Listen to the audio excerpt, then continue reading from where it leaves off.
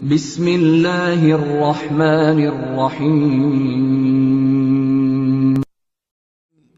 الحمدللہ تعالی والصلاة والسلام علی رسول اللہ صلی اللہ علیہ وعلی آلہ وصحبہ اجمعین اما بعد۔ برادران اسلام، آج اس مختصر وقت میں آپ احباب کے سامنے کرونا وائرس کے علاج کے متعلق کچھ گزارشات لے کر حاضر ہوا ہوں، کیونکہ یہ بات عام طور پر سننے میں آ رہی ہے کہ یہ وائرس ایسا خطرناک وائرس ہے جس کا ابھی تک علاج بھی دریافت نہیں ہوا، حالانکہ ہمارے پیارے پیغمبر جناب محمد رسول اللہ صلی اللہ علیہ وسلم کا ارشاد ہے کہ اللہ جل وعلا نے کوئی ایسی بیماری نہیں اتاری مگر اس کا علاج بھی اتارا ہے۔ میرے بھائیو، میرے دوستو، میں آپ احباب کا زیادہ وقت نہیں لوں گا، میں اپنے موضوع کی طرف بڑھتا ہوں۔ اگر اللہ جل وعلا کی تقدیر سے، رب ذوالجلال کی قضاء و قدر سے کسی انسان کو، مرد ہو یا عورت، بوڑھا ہو یا بچہ، کسی کو اگر یہ بیماری لاحق ہو جائے تو اسے کیا کرنا ہے؟ سب سے پہلی چیز ہے بحیثیت مسلمان، ہمیں اللہ جل وعلا کی تقدیر پر، اللہ کے فیصلے پر صبر کرنا ہے اور راضی ہونا ہے، اور اپنے آپ کو رب ذوالجلال تقدس و تعالی کو سونپ دینا ہے، اپنے آپ کو اللہ کے سپرد کر دینا ہے۔ اللہ جل وعلا نے قرآن میں ارشاد فرمایا، لَن يُصِيبَنَا إِلَّا مَا كَتَبَ اللَّهُ لَنَا۔ اہل ایمان کیا کہتے ہیں کہ ہمیں کوئی چیز نہیں پہنچ سکتی مگر جو اللہ نے ہمارے لیے لکھ دی ہے۔ میرے بھائیو، رب ذوالجلال کی طرف سے آزمائشیں آتی ہیں، پہلی قوموں پر بھی آئیں، آج بھی آ رہی ہیں، آئیں گی مستقبل میں بھی۔ اللہ جل وعلا اپنے بندوں کو آزماتا ہے، جو کفار ہیں ان کے لیے عذاب کی شکل میں، جو اہل ایمان ہیں ان کے لیے رفع درجات کا باعث بنتی ہیں یہ آزمائشیں، اور جو دین سے دور ہیں، گتاہی میں ہیں، سستی میں ہیں، غفلت میں ہیں، ان کے لیے رجوع کرنے کا سبب بن جاتی ہیں یہ آزمائشیں، کہ وہ اللہ جل وعلا کی طرف رجوع کر لیں۔ میرے بھائیو، اللہ تعالیٰ نے قرآن کریم میں ارشاد فرمایا، وَلَنَبْلُوَنَّكُمْ بِشَيْءٍ مِّنَ الْخَوْفِ وَالْجُوعِ وَنَقْصٍ مِّنَ الْأَمْوَالِ وَالْأَنفُسِ وَالثَّمَرَاتِ وَبَشِّرِ الصَّابِرِينَ الَّذِينَ إِذَا أَصَابَتْهُمْ مُصِيبَةٌ قَالُوا إِنَّا لِلَّهِ وَإِنَّا إِلَيْهِ راجعون، کہ ہم تمہاری آزمائش کریں گے، بھوک کی وجہ سے، خوف کی وجہ سے، جانوں کے نقصان سے، مال کے ضیاع کی وجہ سے۔ فرمایا کہ صبر کرنے والوں کو بشارت دے دیجئے، جب انہیں کوئی مصیبت پہنچتی ہے تو وہ کیا کہتے ہیں کہ ہم اللہ کے لیے اور اللہ کی طرف لوٹائے جائیں گے۔ پہلی چیز ہے کہ اللہ کی تقدیر پر صبر کرنا ہے اور راضی ہونا ہے، اللہ جل وعلا کی تقدیر پر صبر کرنا ہے اور راضی ہونا ہے۔ دوسری چیز کیا ہے؟ اللہ پر توکل کرنا ہے۔ رب ذوالجلال کا ارشاد ہے، وَمَن يَتَوَكَّلْ عَلَى اللَّهِ فَهُوَ حَسْبُهُ، جو اللہ پر توکل کرے اللہ تعالیٰ اس کے لیے کافی و شافی ہو جاتا ہے جل وعلا۔ تیسری چیز کیا ہے؟ رب ذوالجلال کا تقوی اختیار کرنا ہے۔ اللہ تعالیٰ کا ارشاد ہے، وَمَن يَتَّقِ اللَّهَ يَجْعَل لَّهُ مَخْرَجًا، جو اللہ کا تقوی اختیار کرتا ہے اللہ تعالیٰ اس کے لیے راستہ کھول دیتا ہے، اس کے لیے ہموار کر دیتا ہے، اسے مخرج عطا کر دیتا ہے اس مشکل سے نکلنے کے لیے۔ تقوی کیا ہے؟ جس چیز کا اللہ اور اس کے رسول نے حکم دیا اسے بجا لانا، اور جس چیز سے اللہ اور اس کے رسول نے منع کیا اسے رک جانا، یہ تقوی ہے۔ یہ ایک مختصر ڈیفینیشن ہے تقوی کی۔ اسی طرح میرے بھائی، چوتھی چیز کیا ہے؟ استغفار۔ رب ذوالجلال کا ارشاد ہے، وَمَا كَانَ اللَّهُ مُعَذِّبَهُمْ وَهُمْ يَسْتَغْفِرُونَ، اللہ نے کیسے عذاب دے کہ یہ استغفار کرتے ہیں۔ استغفار ایک ایسی عبادت ہے جس سے گناہ معاف ہوتے ہیں، وبائیں دور ہوتی ہیں، انسان کو اللہ جل وعلا کا قرب عطا ہوتا ہے۔ اس کی تفسیر آپ علماء سے سنتے رہتے ہیں اور اس بارے میں بیانات بھی۔ استغفار کثرت سے کیجئے۔ صیغہ کیا ہے؟ استغفر اللہ واتوب الیہ، یہ مختصر صیغہ میں نے آپ احباب کو بتلایا ہے۔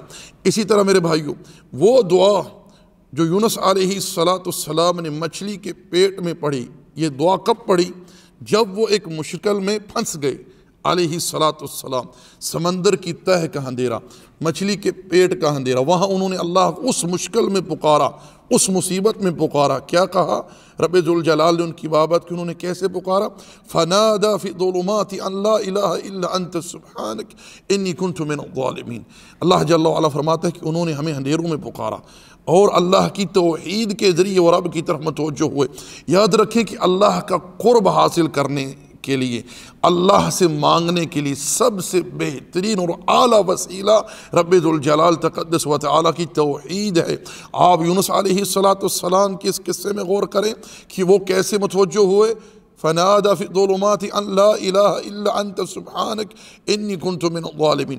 اللہ جل وعلا کی توحید کا اقرار کیا، اللہ جل وعلا کے سامنے اپنی بے بسی کا اظہار کیا اور اپنی لرزش کا اعتراف کیا اور اللہ تعالیٰ کی پاکیزگی بیان کی۔ رب ذوالجلال فرماتا ہے فاستجبنا لہ، ہم نے اس کی پکار کو سنا، قبول کیا اور اسے وہاں سے نجات دی۔ پھر آخر میں رب ذوالجلال نے کیا ارشاد فرمایا؟ وَكَذَلِكَ نُنْجِي الْمُؤْمِنِينَ، ہم اسی طرح ہر مومن کو، ہر موحد کو، توحید پرست کو نجات دیتے ہیں۔ تو اس طرح میرے بھائیوں آپ یہ دعا جو ہے کثرت سے پڑھیں، اس صیغے سے بھی پڑھ سکتے ہیں اللہم لا الہ الا انت سبحانک انی کنت من الظالمین۔ اسی طرح میرے بھائیوں اللہ جل وعلا کو اس کلمے کے ذریعے پکاریں، دعا کریں، کیا؟ لا الہ الا اللہ العظیم الحلیم، لا الہ الا اللہ رب العرش العظیم، لا الہ الا اللہ رب السماوات ورب الارض ورب العرش الکریم۔ اس کے ساتھ آپ پکاریں۔ ابن عباس رضی اللہ تعالیٰ عنہما فرماتے ہیں، جیسے کہ صحیح بخاری کے اندر یہ حدیث موجود ہے، ہم نے پہلے بھی یہ بات احباب کو کافی دفعہ بتلائی ہے کہ نبی علیہ السلام پر جب کوئی مشکل وقت آتا، آپ علیہ السلام اس کلمہ توحید کے ذریعے رب ذوالجلال تقدس و تعالیٰ کی طرف متوجہ ہوتے۔ اسی طرح میرے بھائیوں یہ قرآن شفا ہے، اسے اللہ جل وعلا نے شفا قرار دیا ہے۔ یہ لوگوں کی ارواح کے لیے شفا ہے، اجساد کے لیے، اجسام کے لیے یہ قرآن شفا ہے، لوگوں کے قلوب کے لیے یہ قرآن شفا ہے۔ اللہ جل وعلا نے اسے شفا قرار دیا ہے۔ آپ اسے پڑھیں، پڑھ کر اپنے اوپر دم کریں۔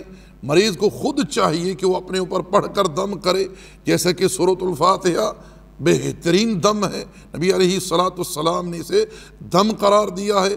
ابی سعید خدری رضی اللہ تعالیٰ عنہ کا قصہ صحیح بخاری میں موجود ہے کہ انہوں نے ایک قبیلے کے سردار کو 7 مرتبہ یہ سورت پڑھ کر دم کیا، جسے سانپ نے ڈس لیا تھا، اللہ تعالیٰ نے اسے شفا دے دی۔ میرے بھائیوں یقین رکھیں، ایمان رکھیں کہ یہ کتاب شفا ہے۔ رب ذوالجلال نے اس کتاب میں ہر قسم کی شفا رکھی ہے، ہر قسم کی شفا اس میں رکھی ہے، کیونکہ رب ذوالجلال نے اسے شفا قرار دیا ہے۔ اسی طرح آیت الکرسی کی تلاوت کثرت سے کریں، سورہ بقرہ کی آخری آیات کی تلاوت کریں، سورہ اخلاص جو ہے، سورہ فلق و الناس، ان کی تلاوت کریں۔ اسی طرح جیسے کہ میں نے پیچھے بتلایا یونس علیہ السلام کی وہ دعا جو انہوں نے مچھلی کے پیٹ میں پڑھی، وہ کثرت سے پڑھیں، کیونکہ اس میں ایک بے بسی کا اظہار ہے۔ انسان تذلل، عاجزی، انکسار اختیار کرتا ہے رب ذوالجلال تقدس و تعالیٰ کی بارگاہ میں۔ اللہ تعالیٰ کو یہ بات پسند ہے، اللہ تعالیٰ اس چیز کو محبوب رکھتا ہے کہ بندہ رب کے سامنے عاجزی، انکساری، تذلل اختیار کرے۔ اللہ جل وعلا نے ایک جگہ ارشاد فرمایا اَمَّن يُجِيبُ الْمُضْطَرَّ إِذَا دَعَا وَيَكْشِفُ السُّوءَ وَيَجْعَلُكُمْ خُلَفَاءَ الْأَرْضِ أَإِلَٰهٌ مَّعَ اللَّهِ قَلِيلًا مَا تَذَكَّرُونَ۔ کون ہے جو بے قرار کی پکار کو سنتا ہے جب وہ بے قراری کی حالت میں سے پکارتا ہے اور اس کی مشکل کو وہ دور کرتا ہے؟ اللہ اکبر۔ یعنی رب ذوالجلال تقدس و تعالیٰ اپنے بندوں کو یہ تعلیم دے رہا ہے کہ بے بسی میں، عاجزی میں، لاچاری میں جو پکار کو سننے والا، مصیبت شدہ کی مصیبت کو دور کرنے والا، تکلیف کو ٹالنے والا وہ اللہ ہے۔ اس اللہ کو پکارو، وہ قبول کرے گا۔ بیمار کی دعا جو ہے مستجاب ہے، قبول ہوتی، پکارے رب ذوالجلال کو، اور اللہ تعالیٰ کا وعدہ ہے کثرت سے دعائیں کریں، ادعونی استجب لکم، مجھے پکارو میں قبول کروں گا۔ رب ذوالجلال اپنے بندوں پر لطف اور کرم فرمانے والا ہے، وہو الغفور الودود، وہ بخشنے والا اور محبت کرنے والا ہے جل وعلا تقدس و تعالی۔ تو اسی طرح میرے بھائیوں یہ شہد ہے، اس کا کثرت سے استعمال کریں، صبح اٹھ کر خالی پیٹ اس کا استعمال کریں، ہر قسم کے وائرس کو یہ مارے گا۔ اللہ تعالیٰ نے قرآن میں سے شفا قرار دیا ہے، اللہ نے قرآن میں سے شفا قرار دیا ہے۔ اسی طرح یہ قسط ہندی ہے، یہ قسط ہندی ہے، اور میں نے سنا ہے کہ یہ وائرس منہ سے یا ناک کے ذریعے سے اندر جاتا ہے۔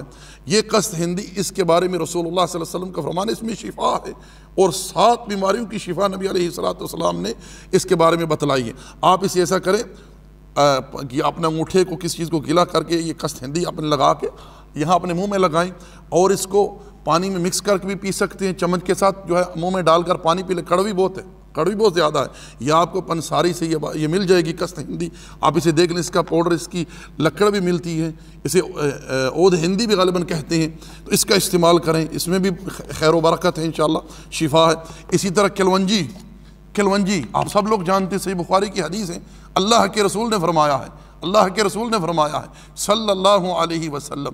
میرے بھائیو، ہم لوگ کب اپنے پیغمبر کی تعلیمات پر ایمان و یقین رکھیں گے؟ کب؟ جب قبر میں چلے جائیں گے۔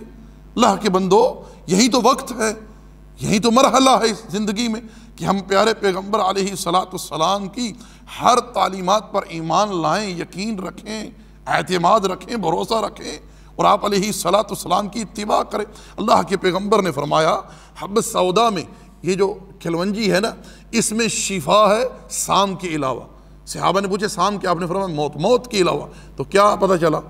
یہ وائرس جو ہے موت سے تو ہٹ کر ہی ہے نا، موت سے تو ہٹ کر ہی ہے نا۔ پیارے پیغمبر نے شفا قرار دے دی، پھر ہمارا کیوں یقین نہیں ہے اس کے اوپر؟ تو ان چیزوں کا استعمال کریں، دعا کریں، استغفار کریں، اور اللہ کی قضاء و قدر پر راضی رہیں۔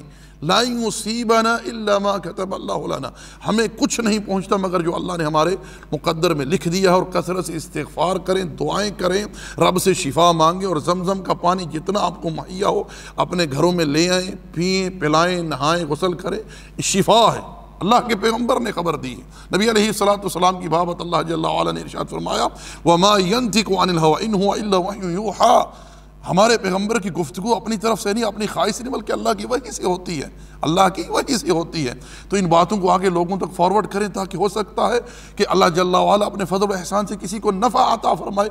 اور آخر میں ایک گزارش کرنا چاہوں گا، یہ جو خوف لوگوں کے قلوب پر، اذہان پر، افکار پر چھایا ہوا ہے نا اس وائرس کا، اسی طرح زائل کرنے کی کوشش کریں، اللہ تعالیٰ سے استعانت کریں، استغاثہ کریں، مدد طلب کریں، عافیت طلب کریں۔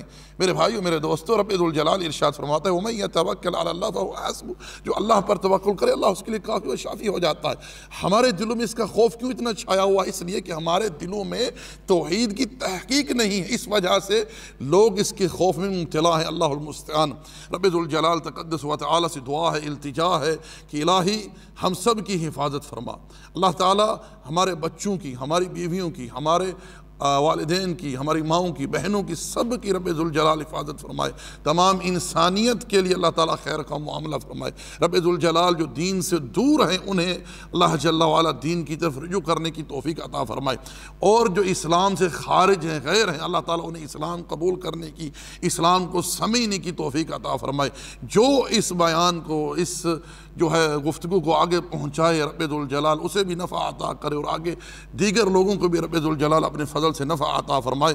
ما علینا الا البلاغ، وصلی اللہ علی نبینا محمد وعلی آلہ وصحبہ اجمعین۔ جزاکم اللہ خیر۔ السلام علیکم ورحمۃ اللہ تعالی وبرکاتہ۔